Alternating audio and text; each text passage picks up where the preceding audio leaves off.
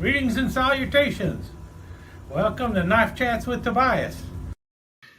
Well, this is one of those videos that's going to be definitely a mixed review, and I expect to catch a little flack from the folks who insist that case knives are the way to go. And trust me, I have quite a few case knives and I really enjoy collecting case knives. But this is one of those knives that actually give the Rough Rider fanboys a lot of credence when they say you should just buy Rough Rider knives over a case knife. But here's the deal. I have at least 60 case knives in my collection. That's 60. And I have well over 4 times as many Rough Riders knives in my collection. And between the two brands, my feeling is their quality control hits around 97%. So you're going to have a dog of a knife occasionally, or you're going to have a knife that isn't quite up to par with the other knives in your collection occasionally. That always happens with just about any brand. I think both of them have excellent quality control. 97% is pretty good, but even 97% means 3 out of 100 knives are not going to be what you are expecting. And that's the case with this particular knife from W.R. Case & Son. It's not quite up to where I was hoping it to be. I'm going to keep the knife, but when this is supposed to be, I think 1 in 100, I think only 100 of these were made, I would have expected a little bit better. I would have expected a little bit better quality control on it. Now, this was a Red Hill exclusive. I've had other Red Hill exclusives that were made in USA by Bear & Son, and both of these Bear & Son knives are better than this W.R. Case & Son knife, at least in one aspect. Now, with that said, let me actually take a look at the knife. Now, what we have here is a Red Hill exclusive, and it is the Bourbon Barrel White Oak Wood Smooth Small Texas Toothpick. Try saying that real fast. I think they just refer to it as the Bourbon Barrel Toothpick. That's what Red Hill Cutlery calls it. And you see there's the number 52795. The pattern number is 710096. The 7 refers to the handle material. If we look at our nice little case card here, we see that 7, or P, refers to curly maple, rosewood, or a smooth laminate. If it was solid hardwood, it would be a 1 up on top, but because it's a 7, I'm assuming that this is some kind of laminate. I don't know. Maybe they're just using 7 for any kind of wood now. What we have here is oak bourbon barrel. So it's a recycled bourbon barrel, which fits well with Red Hill Cutlery, because Red Hill Cutlery is out of Kentucky. And we see there the shield, if we can get the shield to focus. It's a double X on a bourbon barrel, which is pretty cool. You got the brass pins, the nickel silver bolsters, brass liners, and this side looks really great. You can see the striations in the wood there. Beautiful wood handles on there. And that's really what I was buying it for. However, we're talking about a case toothpick, and they turn out a lot of toothpicks. Now, the born date on this, as you can see here, is January 25th, 2024. Okay, I kind of messed up the video because I could not read the tank stamp properly, and one of the reasons for that is because, well, Case is now doing a laser etch instead of a true and proper tank stamp. If you notice there, it's much lighter, and we can see here that there are 6 dots. I miscounted them before and thought it was a different year that was being used for the blade, but this is truly a 2024 blade. Now in 2023, they started doing this laser etching, and you can see the difference here. Here's an earlier Tang stamp. And notice how clear and defined it is versus the laser etching here. And the reason I was reading it wrong is because I did not wipe off the Tang stamp, and there were a couple of specks of dust on there, and I thought this was actually a blade that was made a couple of years ago as opposed to 2024. Anyway, that's not my real gripe about this knife. This is my real gripe. However, this is where I have a problem with the knife. That blade alignment is absolutely atrocious. And I'm not a person who is big on blade alignment, but when it is that far off on a knife this small, I find that as problematic. And the only reason I'm keeping it is because, well, these are 1 out of 100 that were made. And the blade alignment is not as good as it should be.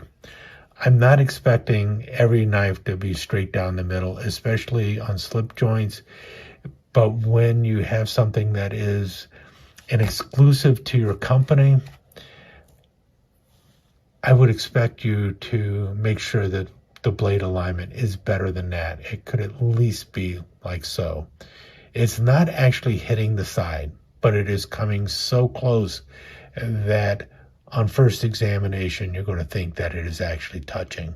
It's not, though. Will it touch later? I don't know. I bought it for the collection. I'm happy to have it, but that blade alignment is going to bug me forever. I don't know if I should send it back to case or what. This is the only other case small toothpick I have, or tiny toothpick I have. This was an SMKW exclusive, and it's got the Carhartt shield on there. It came in a special Carhartt box and everything else. And you can see here the alignment on that one is quite good. It's not exactly straight down the middle, but it is fairly close to straight down the middle. The action on it is better and everything else. This is what I was expecting when I ordered this, but this is what I got. So yeah, I am disappointed in this. I will probably end up having to get a hold of Case and saying, hey, what can you do about that? Because that is kind of unacceptable. Now, I've purchased other Red Hill Cutlery tiny toothpicks, and I showed them earlier on the channel, and I was happy with those. But these were by Baron's Son. This was their, what do they call it? The Devil's Cut. And this is in a kind of a black bone. I think they called it a saw cut black bone. And the finish on this has some issues too. This pin sticks out a little too far, but it's got a wonderful Kentucky shield, and it's got a really nice looking clip blade on there. The action on this is nowhere near as smooth as the case, but at least they got the blade alignment straight. And I can deal with it being a little harder to open. This has got a strong pull, and it doesn't have the best walk and talk in the world. This was the lizard skin or the gator skin. This one has a much better walk, but it isn't the best, but it also has a better alignment than the case. So I'm not sure where I'm going with this, other than when I get a knife like this from Rough Rider and it costs me $7 to $10, and I see the blade alignment like this, I can kind of shrug my shoulders, and I can actually call SMKW and say, hey, the blade is rubbing on this knife, and they will just send me a replacement. I cannot have this knife replaced quite as easily, even if I were to buy it from Smoky Mountain Knife Works. They're going to have me send it back, and then they'll send me a replacement, and so on and so forth. With this one, right now I'm sitting at it at a, in the over $50 price range, and I'm like, that's not something that's pleasing to me. In any case, this is why so many people say, I just buy Rough Riders because I trust them better than Case. Now, I know I can get this fixed, but I shouldn't have to, especially when it's 1 of 100. And when I see knives like this, it becomes harder and harder for me to defend Case.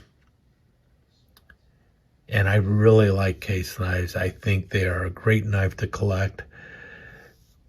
But then I see this, and I shouldn't see that. In any case, stick around for some slides.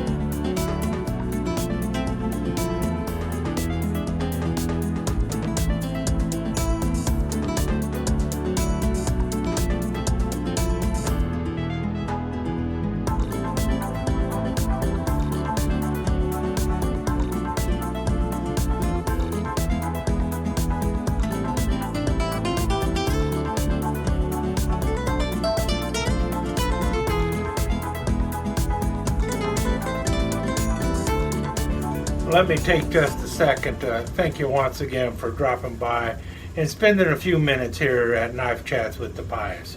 I really do appreciate it, and I do appreciate any comments that you leave.